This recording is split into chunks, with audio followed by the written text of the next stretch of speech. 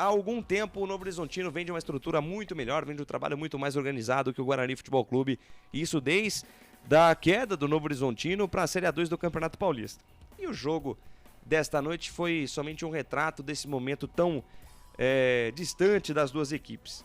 O Tigre demonstrou organização, intensidade, eficiência, muito entrosamento. É um time que joga fácil dentro de um sistema de jogo pouco usual. Além do Novo Horizontino, só o São Bernardo utiliza esse sistema 3-4-3. Eduardo Batista sabe extrair muito bem o que quer das suas peças, ao contrário do Guarani, que está num beco sem saída. Não se sabe como é que chega o técnico Claudinei Oliveira, apesar do mau trabalho feito na Chapecoense este ano. E o que ele vai ter que fazer dentro desse time é justamente trabalhar o emocional da equipe para fazer o time jogar um pouco mais, ser um pouco mais corajoso em campo, competir acima de tudo para vencer e convencer diante do Santo André e diante da Portuguesa. 2 jogos fundamentais, porque depois tem São Paulo, Botafogo de Ribeirão Preto e Red Bull Bragantino.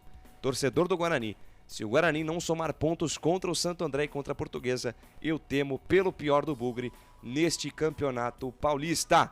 Comentário final aqui nos canais Futebol Interior, neste fim de jogo dos canais FI, também da Rádio Valinhos FM 87.9.